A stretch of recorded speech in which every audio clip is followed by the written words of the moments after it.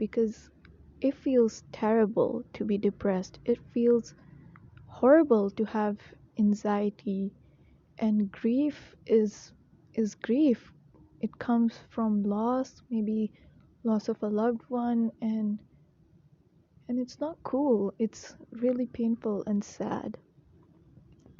So I do realize that when the days are shorter and it's colder, there's this lack of warmth, lack of a lot of things. The lack of light, the lack of warmth makes you feel, makes that lack of love or the person or the time that has now passed or lost just amplify a lot. And especially I feel like with the silence that comes with the cold days. I was watching a video and this person was again not happy with the winter days coming and days getting shorter, no more enough light and warmth. Well, I relate to not liking it because not liking the cold, but I cannot relate to a short time of daylight because I love the night. And one of the things that I love about winters is that the night time is a lot longer, and which is exactly the thing that people hate, but I love it. I remember when I was living with my roommates that some of them used to say that the dusk, the time of dusk was depressing and they didn't like it compared to dawn, and they like dawn better than dusk. No part of me can understand not liking the evening or just getting depressed and slow and sad as soon as the sun goes down, because I am quite the opposite. As long as the sun is up in the sky, I feel so unproductive. I feel like I cannot do anything. I just feel frozen in time. While just as the night starts crawling in, it's evening, the sun is setting, the darkness is crawling, I feel so alive. I feel so productive and creative, and I feel like finally I can move and do something. So I know I'm just a night owl and I cannot relate to people liking the daytime, and but I do understand. I do understand that less amount of daylight does have an effect on your brain and it does make you sad or unhappy.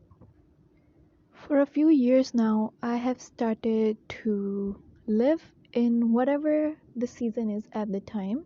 And for that, one thing that I do is I consume the media, the entertainment, movies, books, anything that holds the essence of that season or time. So, like I was saying, a lot of the literature on winter is quite sad actually. But I want to read you guys a poem. It's one of my favorite poems. Some of you guys, or a lot of you guys, have already read this because it was a part of our syllabus. If you remember it, that's good. But if you don't, I'm here to bring it back to your attention. Okay, I'm gonna read it to you now. It's called Stopping by the Woods on a Snowy Evening by Robert Frost. Whose woods these are, I think I know. His house is in the village though. He will not see me stopping here to watch his woods fill up with snow. My little horse must think it queer to stop without a farmhouse near. Between the woods and frozen lake, the darkest evening of the year, he gives his harness bells a shake to ask if there is some mistake. The only other sounds the sweep of easy wind and downy flake. The woods are lovely, dark and deep, but I have promises to keep, and miles to go before I sleep, and miles to go before I sleep. Isn't that just the most wintry poem ever? I I cannot tell you how much I like it.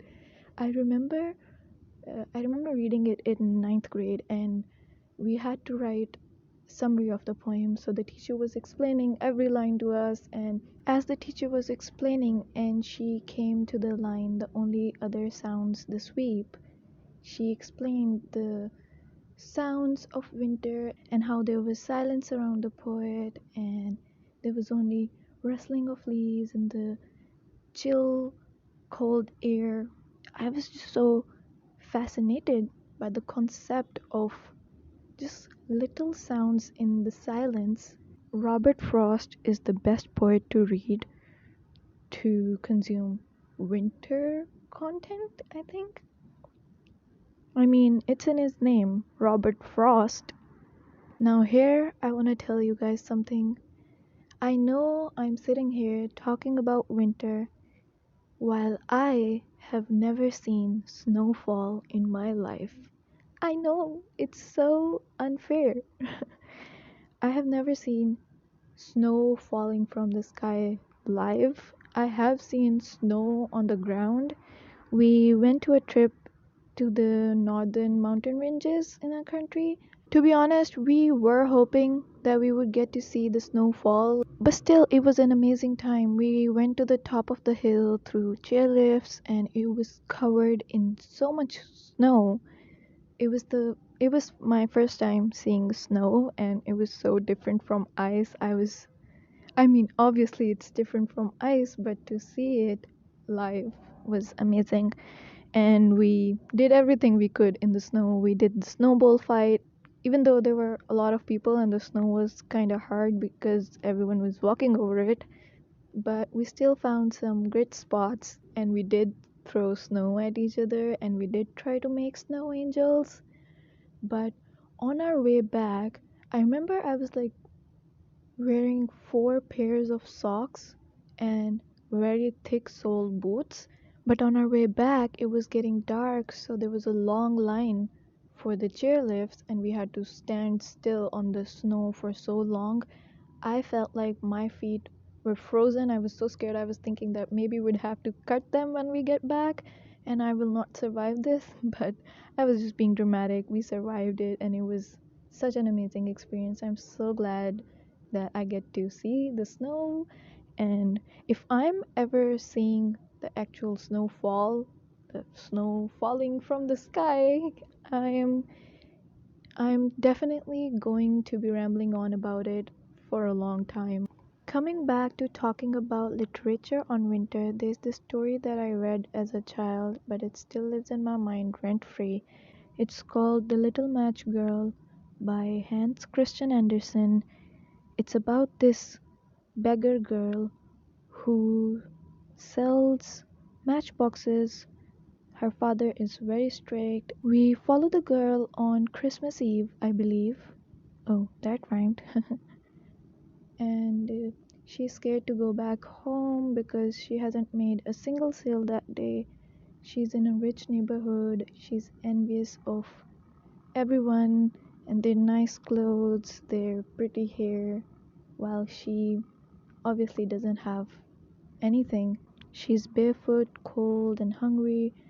She is looking through windows and watching people have nice feasts with their families, but she's just scared. And eventually, she gets so hungry and so cold that she cannot walk anymore. So she goes to sit in a corner and starts lighting her matches to keep herself warm.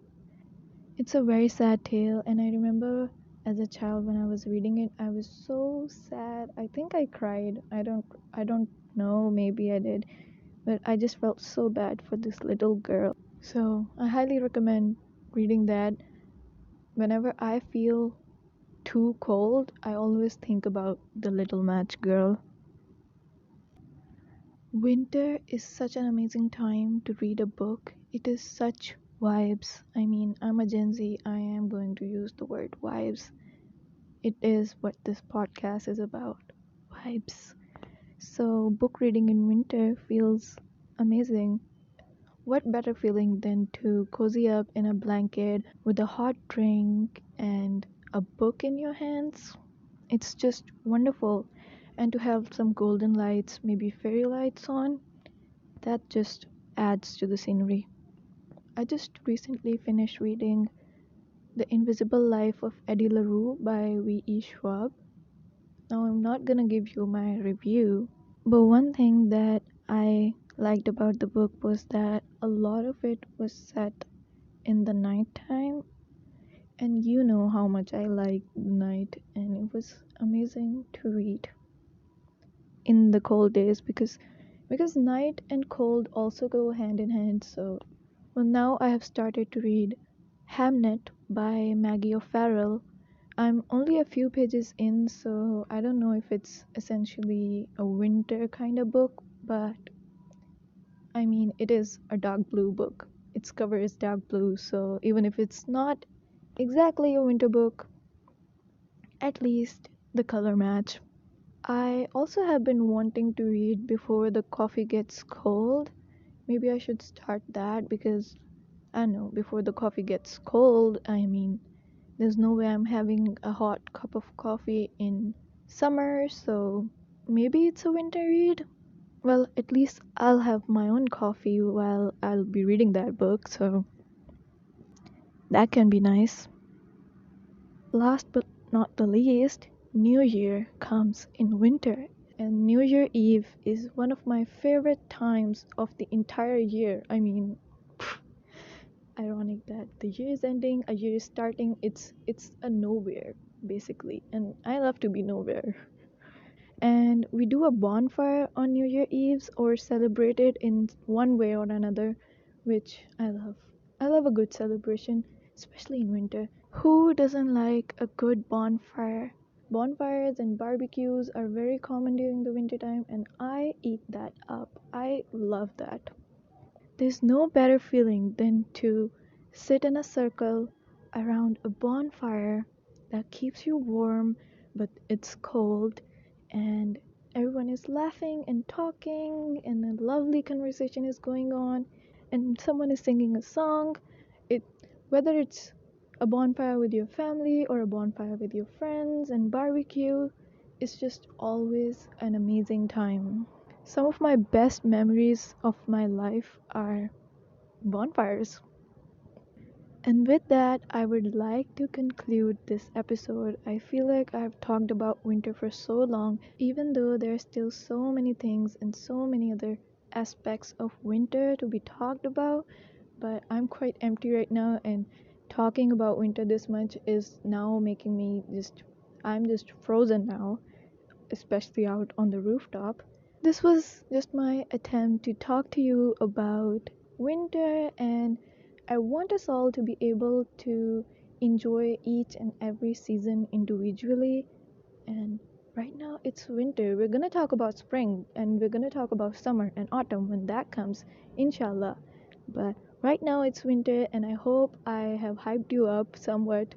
At the end, I do also want to give you guys a message that while we are so blessed to be able to enjoy the seasons and to be able to keep ourselves warm and keep our stomachs full this winter and enjoy it, I want you guys to remember the people of Palestine in your prayers and make every effort that you can for them, and never forget to be grateful for every blessing that you have, and pray for those that do not have that. And especially right now, please remember the people of Palestine, the people of Gaza in your prayers.